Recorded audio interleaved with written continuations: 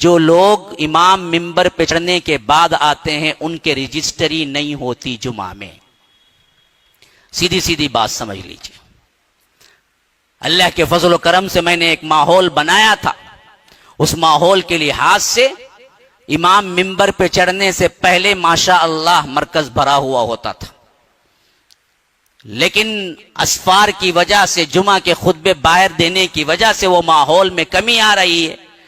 میں آپ کو متنبہ کر دوں، خطبہ ہوتا ہے، ثواب ہوتا ہے، جمعہ کا لحاظ ہوتا ہے، ادب ہوتا ہے. امام ممبر پہ چڑھنے کے بعد جو آتے ہیں، حدیث کے اندر صاف الفاظ میں یہی لکھا ہوا ہے کہ اس کو جمعہ کے ملنے کا ثواب مکمل نہیں ملتا.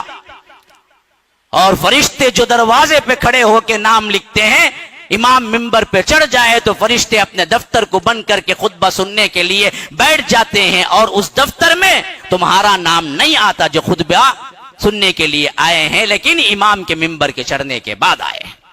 جو پہلی گھڑی آتا ہے اس کے لیے اون قربان کرنے کا ثواب ملتا ہے، جو دوسری گھڑی آتا ہے اس کے لیے گائے قربان کرنے کا ثواب ملتا ہے، جو تیسری گھڑی آتا ہے اس کے لیے بکرا ذبح کرنے کا ثواب ملتا ہے، جو چوتھی گھڑی آتا ہے اس کے لیے اللہ کی راہ میں ایک مرغی دینے کا ثواب ملتا ہے، جو پانچویں گھڑی آتا ہے اس کے لیے ایک انڈا دینے کا ثواب ملتا ہے. یہ 5 گھڑیاں اللہ کو بہتر معلوم ہے، لیکن وہ جب کھڑے ہوتے ہیں وہ امام کے ممبر پہ چڑھنے سے کتنے گھنٹے پہلے دروازے پہ کھڑے ہوتے ہیں یہ معلوم نہیں ہے. اور یہ تقسیم بندی 1 گھڑی 2 گھڑی یہ بھی کس حیثیت سے تقسیم ہوتے ہیں یہ بھی نہیں معلوم ہے. لیکن ان 5 ادوار کے بعد جب امام ممبر پہ چڑھ جاتا ہے تو وہ دفتر بند کر کے بیٹھ جاتے ہیں.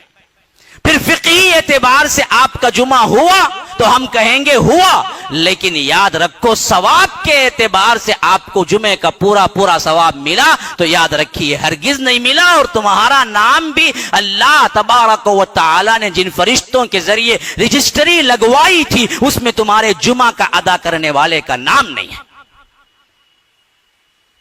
خواہ کوئی میں دوں یا کوئی اور. خطبہ جمعہ 1 بجے شروع ہوتا ہے، آپ کو چاہیے کہ 1 سے 10 منٹ 5 منٹ پہلے آ جائے. یہ کیفیت ہمیشہ رہے تاکہ آپ کو جمعہ کا مکمل ثواب ملے. اور دوسری بات، اللہ کے فضل و کرم سے جمعہ میں آ کے بیٹھنے والے، یہاں پر آنے والوں کو میں نے ہمیشہ یہی دیکھا کہ وہ سونے کے لیے نہیں سننے کے لیے آیا کرتے تھے. لیکن یہ ماحول بھی بدلتا جا رہا ہے. عام مساجد کی طرح یہاں پر بھی ٹیکا اور چیئر اور فین دیکھ کے لوگ سونا شروع کر دیے ہیں. پتہ نہیں یہ ماحول کیوں بدلا. جو کوئی بھی آتا ہے یہاں قرآن حدیث بولنے والا آتا ہے، آدھے 1 گھنٹے کے لیے بیٹھ کے سننا دشوار ہے تو پھر دین کا کون سا کام کر سکیں گے. سونا ہی مقصود ہے تو جاؤ کمرے میں سو جاؤ. مسجد میں آ کے بیٹھ کے سونا اور جمعہ کی محفل میں سونا، پھر بعد میں پوچھنا مولوی صاحب وضو کر کے نماز پڑھنا نہیں ہوں نماز پڑھ، کیا ضرورت ہے؟ حالات تبدیل ہو رہے ہیں، ایسا نہیں ہونا چاہیے.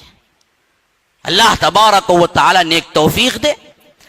یہ جمعہ کی محفلیں بہت باادب رہنے کی ہیں اور یہاں پر سننے کے لیے آتے ہیں، سمجھنے کے لیے آتے ہیں. یہاں بھی بیٹھ کے سو رہا ہے بندہ. آخر ویسی کون سی رات میں محنت کر کے آیا ہے، پہاڑ کھود کے کیا ہے سونا نکالا ہے جس کی وجہ سے آپ کو بیٹھ کے یہاں نیند آ رہی ہے؟ تو یاد رکھیے اپنی کیفیتوں کو تبدیل کرو، اپنی حالات کو تبدیل کرو، شخصیات پر اپنے آپ کو موقوف مت رکھو. اللہ تبارک و تعالی کا دین شخصیات پر نہیں کتاب و سنت پر ہے. جو باتیں جو ادب آپ کو سکھلائے گئے ہیں ہر ایک کے ساتھ وہی سلوک ہونا چاہیے.